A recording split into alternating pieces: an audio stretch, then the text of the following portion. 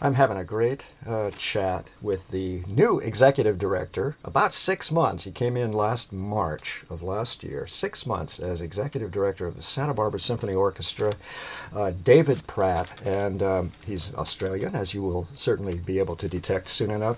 But David has had an amazing giant career in many, many areas that I will ask him to touch on.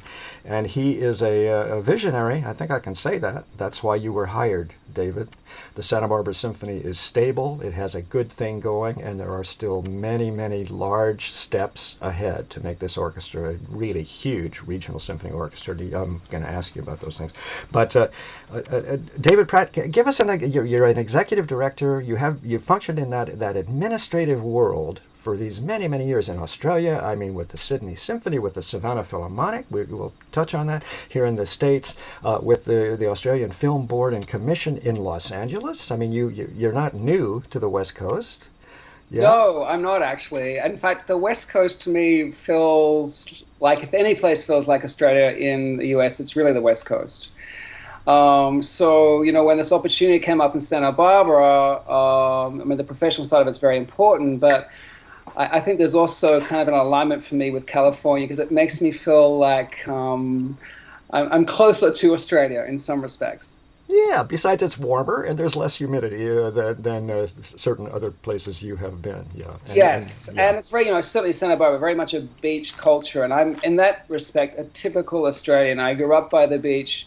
I love the ocean. I have a real affinity to that. In fact, that's really the way I relax when I'm not working. I tell people if you're looking for me when I'm not working, head to the beach because that's where you'll find me. God. Oh boy, it sounds like a perfect match. Now, you have mentioned in interviews and so on that you are a collaborationist, and what we mean by that, and we'll touch now on the opening concert of the new season for the Santa Barbara Symphony. Neil Cabaretti is our wonderful conductor on October 17th and 18th, but that you believe in this idea of bringing organizations in a community together for collaborative work. Okay, why don't we just talk about October 17 and 18, that opening concert, Carmina Burana, Santa Barbara Symphony, Santa Barbara Choral Society, State Street Ballet. I don't know who else you can jam on that stage. Go, give us an overview of that.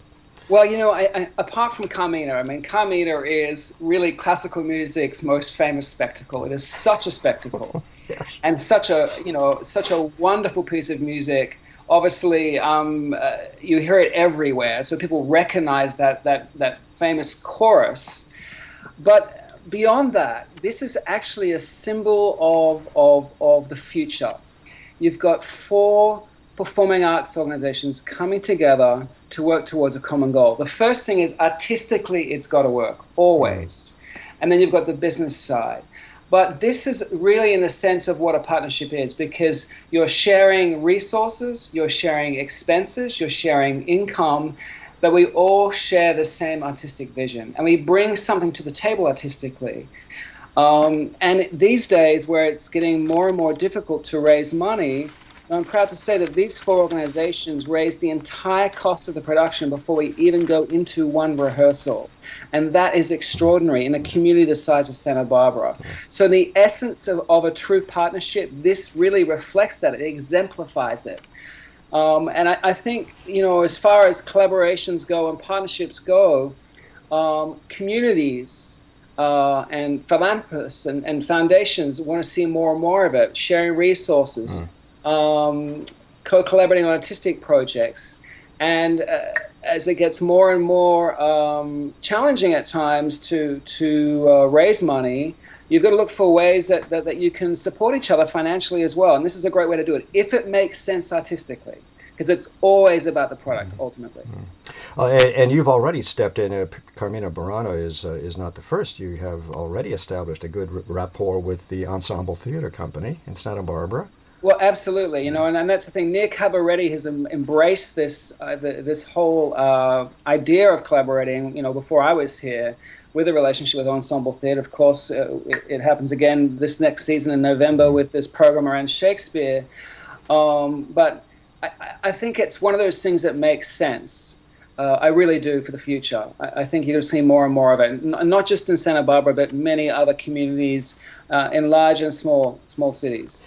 Now, I've had a little look at Savannah Philharmonic and a little look at your history, and I know there are still some pretty big holes left in the completeness of the Santa Barbara Symphony's offerings, and I'm going to ask you just flat out. I know you want to try and find the funding and produce every single year a free offering to the public. That's so important. We spoke about it a little bit before. I want you to go there, but there's only a New Year's Eve concert. There is no pop series on the Santa Barbara Symphony. He's smiling. This is a good sign.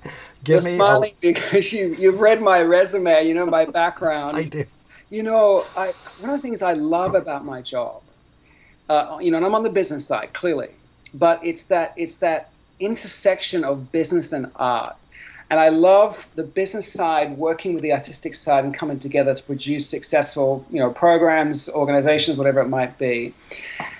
And certainly when you look at what orchestras do or any other performing arts organization in a community, you got to look at the community and how you can engage various sectors of the community and broader sectors of the community depending on the program. We have a fabulous subscription season with wonderful classical repertoire, both war horses and contemporary, and I think they've done a great job there. But there are opportunities to engage other sectors of the community at different times in the season, not necessarily part of the subscription season. But they could be standalone events. Los Angeles is on our doorstep. A lot of our musicians play with, with the John Williams and various other Hollywood Bowl and all that stuff, and the scoring stages in Hollywood. And I have a background too of programming non-subscription concerts, and the reason you do that is one, it helps earn revenue. But secondly, too, there are people in the community that have no interest in coming to classical music. That's just the way it is. But there are certain things during the year that they might come to. Is it movie music, or a film with the live orchestra, or is it some other program or artist that can perform with the orchestra that engages that sector of the community? And I think we have a responsibility as orchestras to do that, because I believe that for orchestras to survive, they have to be deeply rooted in the community, and that means serving a broad section of the community. And this is one where we can do it with programs that fall outside of the subscription season. Yes, and as we've just determined, that is a wide open new territory for you to explore over the 3-year, 5-year plan. And the great news is, he's going to tell me something good. I've already been sitting down with Nia Cabaretti and my general manager Susan Anderson, and actually identifying programs in 16, 17, and 17, 18 and beyond that we're already putting together. Yeah. And that will not touch the integrity of our subscription season. We know how important it is to our core audience, but there are these opportunities. And the thing that you mentioned before that I also believe, and this is about being, again, rooted into the community, we have a responsibility at least once a year to do a free community event that brings the community together. I've seen this in every community where it's successful, it works, it helps brand loyalty, it helps people align themselves to the orchestra, and there's nothing better than standing on stage and looking out and seeing the diversity of the community you live in, enjoying the music performed by your local orchestra. It really is just so gratifying. And as you said, broadening the audience is crucial. So far, a great potential audience has been essentially, not to say ignored, but has not been tapped yet. And that's, I think, why you are here with the Santa Barbara Symphony. Yeah, I think it's very important. I think there are opportunities in our work too to even engage more of the audience, our core audience too, or audience who are attracted to classical music. But certainly beyond that, when you get out into the community and you see the diversity of the community, and I hear comments all the time. I go to lots of events and I talk to people and ask them what they think and what would get them to come to a symphony performance and hear what's important to them. A great way to do it too is through our education programs, because education programs are grassroots programs, working in schools, working with parents, with kids, and there's a tremendous amount of information and feedback that we can get from those people. Exactly, and let's just have a look at, again, the opening concert coming up. I'm going to give the phone number too to help you out a little bit here, because this is going out throughout Southern California. Opening concert is 18 October. Hang on, I got to make sure. 8 o'clock, October 17th. That's Saturday evening. That's the opening night of the Santa Barbara Symphony at the Granada Theater, the tallest building in town. You can't miss it. And then 3 o'clock the next Sunday afternoon, the 18th of October. And this is a fully staged chorus State Street Ballet, the Santa Barbara Choral Society, Carmina Burana. Everybody on stage, the dancers, the costuming, the whole thing. It's going to be an absolute spectacle. But let's hang on. I wanted to ask you just one more thing. Let me try and find it here. You know, your career is in arts administration of some kind or other. And by the way, you can't forget to get back to this other subject. We have the Santa Barbara Bowl in terms of venues for popular events.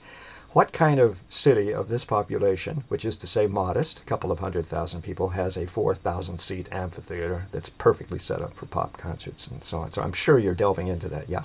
Absolutely. I mean, it's extraordinary, and I couldn't wait to get up there. In fact, one of my board members took me up there a few months back to have a look around. I was really impressed, and then I've been to some of their summer programs just to see it in action. And of course, I definitely have my eye on that. There are wonderful opportunities. So how come some of us do have careers and interests in certain ways? This is going to be the cornball question for you, but what is this? You've already mentioned this delight in administrative arts. How does that work? I mean, I ask musicians and they say, "Oh, it's seven." Suddenly, the violin was an instrument for me for my life. Well, what is it with administrators? Did you have a point in your life, an epiphany that said, "I'm good at this. I'll chase this"? You know, I think it was that my career, evolved, and it's, as you said, it's not been linear, because I kind of spent the first part of my career, at first, except for the first few years out of university, working kind of in the film arena, I suppose, which then ended up taking me to the United States. And although I got into a kind of the general manager or executive director role fairly early in my career, around, I think my first role, I was 29 years of age. I'm now 51. So that's over 30 years. And so over that period of time, obviously you gain a lot of skills and experience. And I made a commitment to myself in my 20s that I would only do things that I'm really passionate about. Because if I do something I'm passionate about, I know that it will come out of my work, that I'll do my best work, and that I'll work hard, and that also it'll just reflect who I am.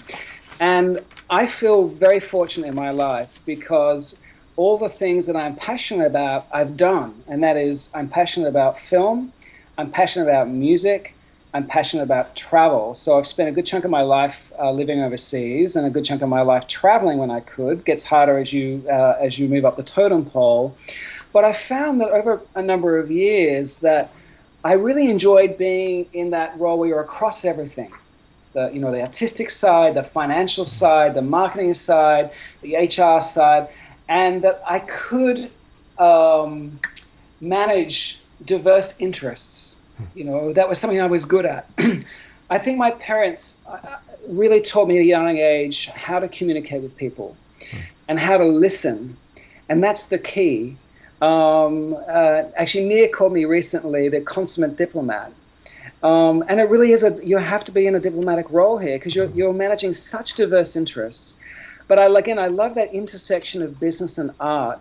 And I think because of my career, I've worked with such a diverse range of artists, from musicians to conductors to composers to movie directors to opera singers, that I have such compassion and understanding of who they are and their craft and their love of what they do. And I really admire that. I really do. And I feel a real sense of responsibility to look after that, as an executive director. So, I made that conscious choice, though, back in it was about 2004 or 2005, to actually segue to music. I knew that I didn't want to spend the rest of my career working in Los Angeles. And I knew one of my great passions was music. Now, I studied music as a young kid, all through school, piano, clarinet, learned how to read music. And I had a moment of thinking, maybe I should go to, study music at a tertiary level. But I wasn't particularly good at it, but I loved it, and I grew up in a family that loved orchestral music and loved opera.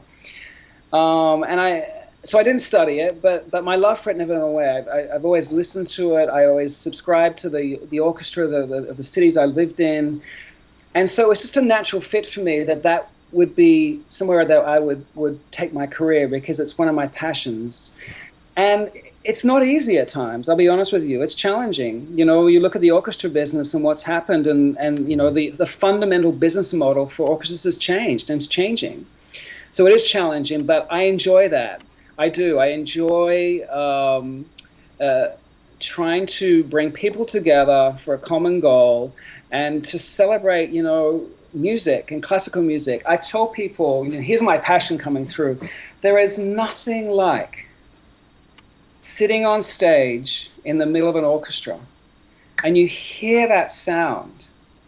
I just think it's incredible. There's something about it that really just fascinates me. And every time I sit down in a concert hall and listen to an orchestra, whether it's the one that I'm working for or another, I realize why I love what I do, because ultimately that's what it's about. And it's just absolutely extraordinary. You know, and orchestras are relevant today. You know, they play music of new composers. They can play a range of music, whilst also celebrating, you know, the masterworks as well, or lesser played masterworks we don't hear very often. And you know, I think they're quite diverse in what they can do. Is that it? Here Because endeth the lesson. because I believe we can now say firmly to all of the world that the Santa Barbara Symphony Orchestra Board made a very, very important decision in hiring David Pratt to be the new executive director of the Santa Barbara Symphony Orchestra. I've got goosebumps even as I speak here. David, thank you very, very much for giving me a few minutes of your time this afternoon. But also, I can't wait to see, and I've already seen a little bit, like even last year with the collaborations and so on with ensemble theater and whatnot.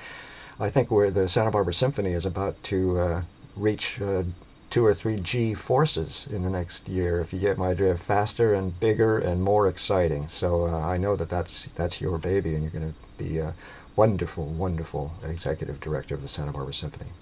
Let's get the dates in one last time, just to sell a couple more tickets, okay?